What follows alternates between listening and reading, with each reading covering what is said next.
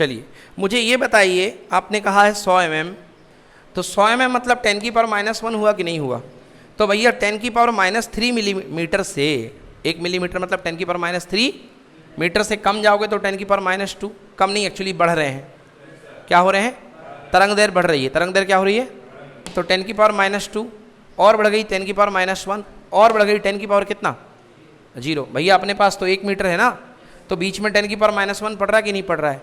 मैं पूरी परास की बात नहीं कर रहा हूँ, मैं थोड़े से परास की बात कर रहा हूँ, मैं थोड़े से परास की बात कर रहा हूँ। इसमें उतने परास की बात कर दी गई है कि भैया माइक्रोवेव में भी, सूक्ष्म तरंगों में भी ये जो गैप है, ये जो बैंड है 10⁻³ से लेकर 10⁻1 का, ये थोड़ा सा तो छोटी वेवलेंथ है कि नहीं है? और इसके आगे वाली वेवलेंथ क्या है? बड़ी है। तो इस जोन में जो वेवलेंथ आती हैं उनके उपयोग के बारे में ये बात कही गई है। तो देखिए मैं पढ़ रहा हूँ कि सूक्ष्म तरंगों का तरंग दैर्घ्य बहुत ही कम होता है। भैया अपन को पता है ये बात, तो क्योंकि सबसे कम होता है रेडियो तरंग का, उससे बड़ा किसका? सूक्ष्म तरंग का। ये तरंगें बड़े आकार के अवरोध में विवर्तित नहीं होती हैं। भैया देखो जो आपका वो होता है रडार सिस्टम, कौन सा सिस्टम? रडार। कौन सा सिस्टम? इन्हीं तरंगों पर काम करता है। और पानी के जहाज के लिए काम करता है सोनार। क्या काम करता है? सोनार। समझ में आया? तो भैया पानी के अंदर भी इन्हीं तरंगों को फेंक करके ये जो होती हैं बड़ी बॉडी से, कौन सी बॉडी से? अब भैया विवर्तन, एक नई प्रोसेस आएगी जिसका नाम है विवर्तन। क्या नाम है? विवर्तन। आप कोई सुई ले लो और सुई में देखा जाए तो यहाँ तक छाया बननी चाहिए सुई की, हाँ या ना? अब आप यहाँ से लाइट मारोगे, क्या मारोगे? तो लाइट जो होगी ना छाया के अंदर भी घुस जाएगी। मतलब नुकीले जगह से लाइट जो होती है, जिस जगह में नहीं जाना है वहाँ भी लाइट क्या हो जाती है? चली जाती है। समझ गए ना? नॉन परमिटेड एरिया में लाइट का जाना, नॉन परमिटेड एरिया में लाइट का जाना क्या कहलाता है? विवर्तन। क्या कहलाता है? विवर्तन। हनुमान जी घुसे थे लंका में, याद है? आता है ना? सूक्ष्म रूप बना लेते हैं, हाँ ठीक है ना? सूक्ष्म रूप धर के नीचे से निकलने की कोशिश करते हैं, हाँ या ना? फिर भी वो सामने जो लगी थी चौधरन, क्या नाम था उसका? चौधरानी जो सामने लगी, लंकिनी है ना, उसने पकड़ लिया था, देख लिया था। बोले कहाँ जा रहे हो? बोले अब तो पकड़ ही गए, निपटाओ इसको। तो कुल मिला करके जो बहुत ही माइन्यूट पार्टिकल होते हैं वो लाइट उसकी वजह से नॉन परमिटेबल एरिया में भी, प्रतिबंधित एरिया में भी लाइट क्या हो जाती है? घुस जाती है। तो भैया विवर्तन हमारे लिए अच्छी चीज़ नहीं है, हमारे लिए विवर्तन अच्छी चीज़ नहीं है। क्यों? क्योंकि विवर्तन अच्छी चीज़ इसलिए नहीं है क्योंकि लाइट अगर जहाज से टकराती, लाइट नहीं, चुंबकीय तरंग, विद्युत चुंबकीय तरंग, और जहाज से टकराती और कहीं मुड़ करके वापस चली जाती और लौट करके नहीं आती, तो क्या हम जहाज की दूरी का सही आकलन कर पाते? नहीं कर पाते। तो हमें ऐसी तरंग चाहिए थी जो बहुत छोटी हो साइज में। क्या हो? बहुत छोटी हो, हाँ या ना? कैसी साइज में हो? बहुत छोटी। क्योंकि छोटी तरंग है और कण बड़ा है। कण क्या है? बड़ा है। तरंग है छोटी और कण है बड़ा, तो विवर्तन नहीं होगा। और अगर तरंग है बड़ी और कण क्या है? छोटा। सुन रहे हो भैया मेरे? तरंग है छोटी और कण है बड़ा। तरंग आई, तरंग क्या है? छोटी, और कण है तो किरण लौट करके, तरंग लौट करके वापस आ जाएगी, हाँ या ना? और अगर तरंग का साइज है बड़ा, तरंग का साइज है बड़ा और कण का साइज क्या है? छोटा, तो क्या होगा? विवर्तन। क्या होगा? विवर्तन। तो हमको बताओ इस चीज को ध्यान में रखते हुए कैसी तरंग लेनी थी? छोटी या बड़ी? छोटी। तो इसलिए हमने कौन सी तरंग ली? माइक्रोवेव। कौन सी तरंग ली? सूक्ष्म तरंग। तो इसलिए भैया लिखो सूक्ष्म तरंगों का तरंग दैर्घ्य बहुत ही कम होता है, 1 मिलीमीटर से लेकर 100 मिलीमीटर हमारे काम का, है ना? नहीं तो तुम लिख करके आना 1 मिलीमीटर से लेकर के 1 मीटर लिख दो, कोई दिक्कत नहीं है ना?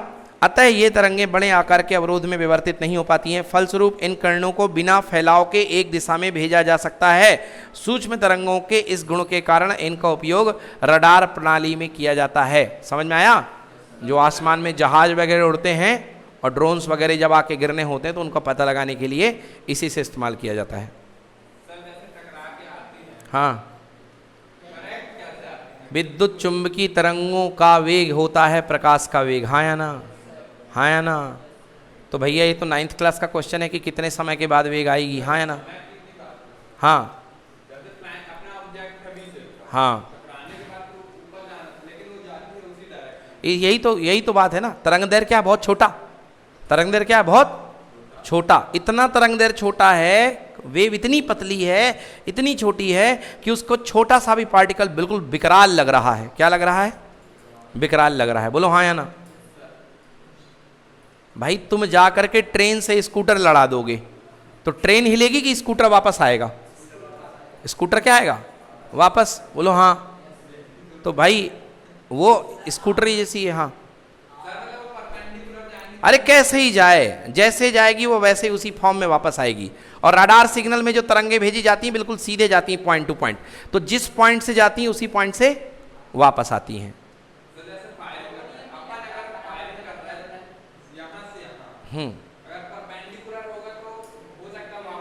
उसी रास्ते में वापस आएगा, नॉर्मल ही बनेगा।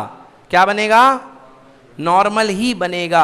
इतना छोटा साइज है। जब छोटे साइज के लिए याद करो, जब मैंने तुमको चुंबकीय लूप पढ़ाया था जो सिलेबस से हट गया है, तो मैंने बताया था कि एक लूप ये ले लो और यहां से यहां देखो तो ये कोण कितने डिग्री बना था? 90 बना था कि नहीं बना था? याद आया? जब मैंने कहा था ये लूप ले लो और यहां से धागा लगा करके देखो तो ये वाला कोण कितना बना था? तो वही वाली फीलिंग वहां पे पकड़ लो, हर जगह 90 बनेगा वहां। समझ में आ गया? और दूसरी बात, तुम कहोगे कि सर तब तक क्या ऑब्जेक्ट वहां से आगे नहीं चला गया होगा जब तक वेव लौटेगी? तो हमारा जवाब रहेगा बेटा लाइट की स्पीड से तो नहीं भाग रहा है कोई। साउंड की स्पीड मान सकते हैं।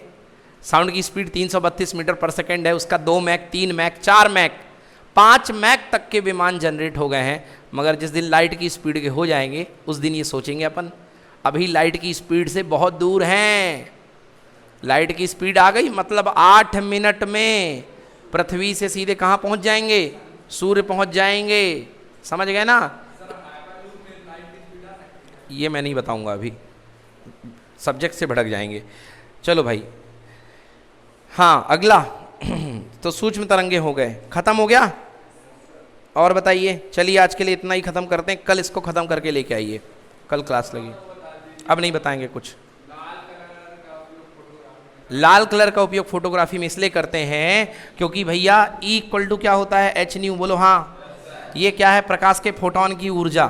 प्रकाश के फोटोन की ऊर्जा। ये बताओ लाल कलर का तरंग दैर्घ्य सबसे ज़्यादा होता है बैजानी, हापी, नाला। सबसे लास्ट में कौन आता है? लाल। तरंग दैर्घ्य बढ़ गया कि नहीं बढ़ गया? तरंग दैर्घ्य बढ़ गया तो आवृत्ति क्या हो गई? आवृत्ति घट गई तो ऊर्जा क्या हो गई? तो मतलब सबसे मध्य ऊर्जा के फोटोन कौन से कलर के होते हैं? इसलिए वो फोटोग्राफिक फिल्मों बिल्कुल निकलेंगे, क्योंकि फोटोन जो प्रकाश की ऊर्जा फोटोन के ही बंडल के फॉर्म में आती है। प्रकाश का जो कण आप महसूस करते हैं या महसूस नहीं भी करते हैं, तो प्रकाश का जो कण माना गया है वो क्या माना गया है? फोटोन। क्या माना गया है? फोटोन।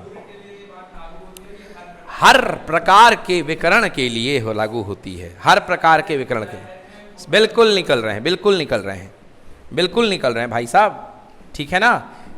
इसीलिए पुरानी वाली जो रील चला करती रही है, बोलते रहे रील को बाहर मत निकाल के देखना, अरे रील खराब, फोटोन उस पर एक्ट कर देता था। समझ गए? और भैया केमिस्ट्री पढ़ रहे हो तो कुछ अभिक्रियाएं प्रकाश संवेदी अभिक्रियाएं होती हैं जो केवल सनलाइट में होती हैं, कुछ अभिक्रियाएं अंधेरे में होती हैं। हाँ या ना? आई ऐसी अभिक्रिया कि नहीं आई? भैया देख लेना, आएंगी। चलिए धन्यवाद, आज के लिए इतना ही।